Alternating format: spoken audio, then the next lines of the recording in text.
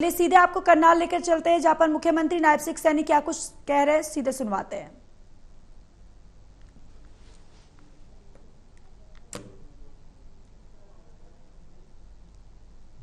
अपने संविधान को सर्वोपरि मानते हैं, इसलिए हम 25 जून को कभी नहीं भूल सकते। उन्होंने यह भी कहा, आदरणीय नरेंद्र मोदी जी ने यह भी कहा कि आपातकाल भारत के इतिहास का काला दौर था। आदरणीय प्रधानमंत्री जी ने कहा है कि वो काला दौर आया है जिसके अंदर इतना अत्याचार देश के लोगों के ऊपर हुआ है। जिस पार्टी ने उस समय लोकतंत्र को कुचला, जिस प्रकार से उसको पैरों तले रौंदा, वही आज फिर से संविधान की दुहाई दे करके समाज में भ्रम फैलाने का वो लोग प्रयास कर रहे हैं। और वर्ष 2024 के चुनाव में, जो लोकसभा के चुनाव थे, लोकसभा के चुनाव में कांग्रेस के युवराज, कांग्रेस के जो आखा है, मुखिया हैं, कांग्रेस के मुखिया हैं राहुल गांधी, क्या दावा करते थे कि भाजपा अगर सत्ता में आ गई संविधान खतरे में पड़ जाएगा। अरे पहले अपने गिरेबान में जा करके तो देख ले, अगर शीशा देख रहा है, शीशे में अगर आपकी शक्ल खराब है तो शीशा खराब नहीं है, शीशा तो ठीक है, पर शक्ल आपकी खराब है। आप उसको देखिए किस प्रकार से दुष्प्रचार किया, भ्रम फैलाया कि अगर मोदी जी प्रधानमंत्री बन गए संविधान को खतरा हो जाएगा।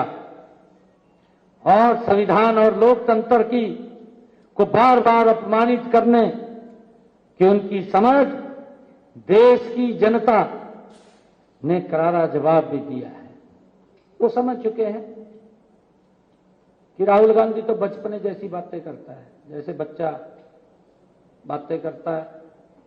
भाई 55 साल का हो गया, 55 साल का होगा तो आज भी हरियाणा के अंदर आकर के बात बोलता है कि घोड़े 3 प्रकार के हैं। तो भाइयों, देश की जनता ने नॉन स्टॉप लगातार तीसरी बार आदरणीय नरेंद्र मोदी जी को प्रधान सेवक के रूप में चुना है। इसीलिए चुना है, इन्होंने दुष्प्रचार किया और उस दुष्प्रचार का देखिए भ्रमित तो होते हैं कुछ लोग हुए हैं, परंतु अब समझ में आया है। कांग्रेस का इतिहास इस बात का गवाह है, हम सब जानते हैं कि उनके धारा 370 जैसी विभाजनकारी व्यवस्था को बनाए उन्होंने रखा है। धारा 370 ये कांग्रेस की ही देन थी, 35 से ये कांग्रेस की ही देन थी। 90 से अधिक बार धारा 356 का दुरुपयोग कर राज्य सरकारों को बर्खास्त किया गया। ये इतिहास ये कांग्रेस का रहा है, जो संविधान की दुहाई देते हैं, जो संविधान की सुरक्षा की बात करते हैं। उनकी सरकार में धारा 356 का दुरुपयोग करके देश की कई राज्य सरकारों को बर्खास्त किया गया है। 75 बार से भी अधिक संविधान में संशोधन कर अपने राजनीतिक हितों को साधने का काम भी कांग्रेस ने किया है। इससे स्पष्ट होता है कि उनके लिए संविधान कोई आदर्श नहीं है।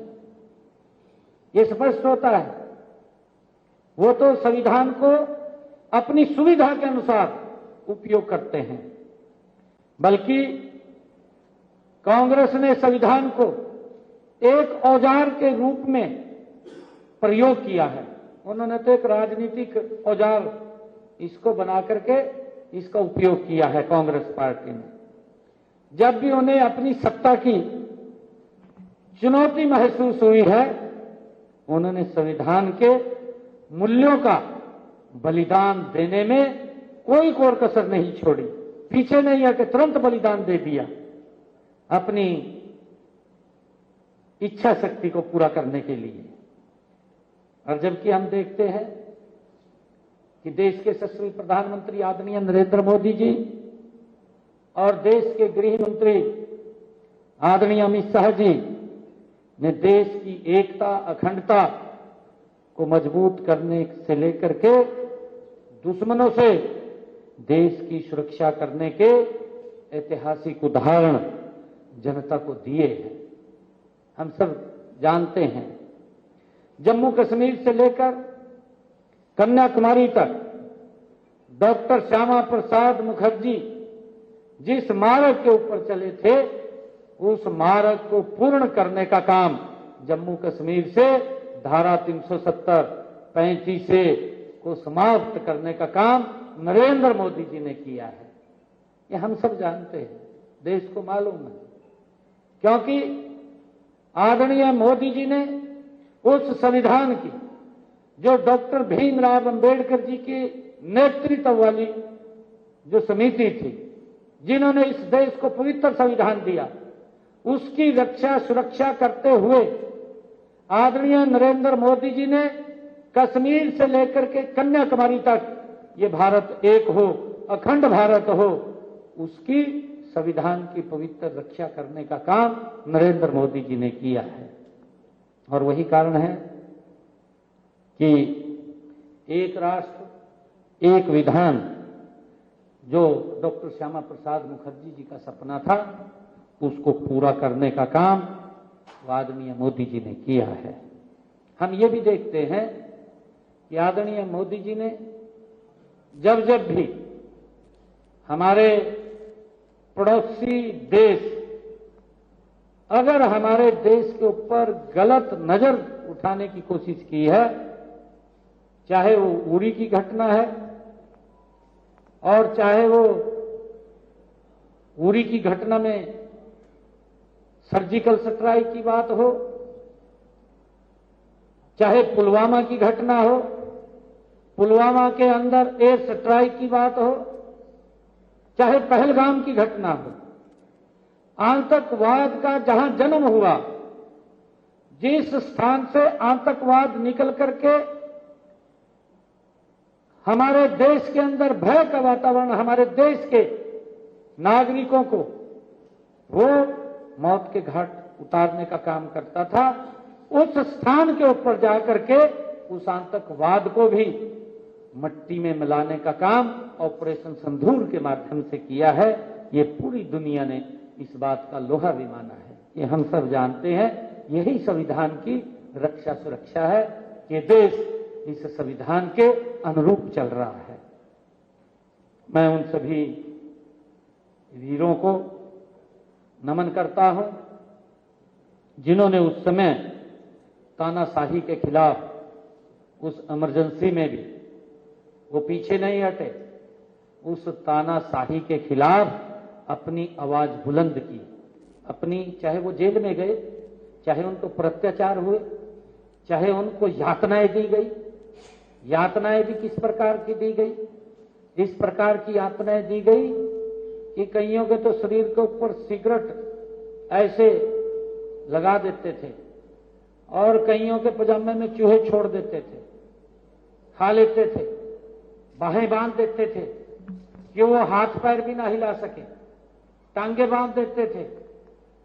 किस प्रकार के अत्याचार किए गए, किस प्रकार से उन लोगों को इमरजेंसी के समय में उनका पेशाब पिलाया गया, उनके किस प्रकार से गुप्त अंगों के कितनी यातनाएं उस समय के अंदर दी गई। मैंने कहा है कि अगर हम उनकी यातनाओं को स्मरण करते हैं, हमारे रोंगटे खड़े हो जाते हैं। किस प्रकार की यातनाएं उस समय के अंदर को दी गई हैं और उन्होंने उन यातनाओं को सहा है।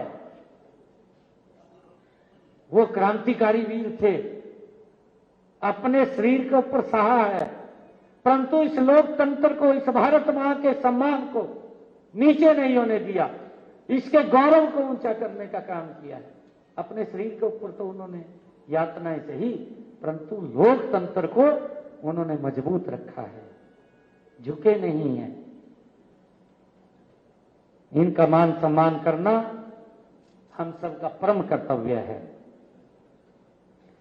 और इसी बात को ध्यान में रखते हुए जब 2014 में हमारी सरकार आई, हमने हरियाणा के अंदर उन लोकतंत्र सेनानियों को, आज तक जिनकी सूद नहीं किसी ने ली थी, पहली बार ये हमारी सरकार ने हरियाणा के अंदर उन लोकतंत्र सेनानियों की सुध ली।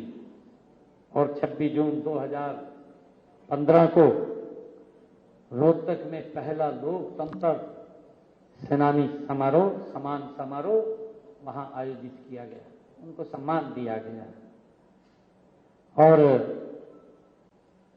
उस समय हमारी सरकार ने लोकतंत्र सेनानियों के सम्मान में कई घोषणाएं भी की थी कि जिन्होंने उस लोकतंत्र को जिंदा रखा, अपने शरीर के ऊपर यातनाएं सही, अपने शरीर को कष्ट में डाल दिया, झुके नहीं, रुके नहीं, आगे बढ़ते रहे, उनको अमल में लाते हुए हमने लोकतंत्र सेनानियों को जीवन साथी सहित सरकारी कर्मचारियों की तरह चिकित्सा सुविधा देने की व्यवस्था भी हमारी सरकार ने खड़ी की है।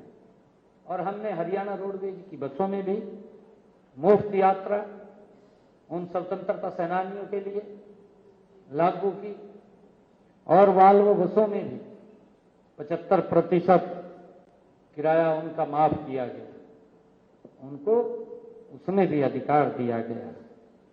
और हमने लोकतंत्र सेनानियों को आज हरियाणा सरकार 20,000 रुपए उनको सम्मान के रूप में भी हर महीने देती है।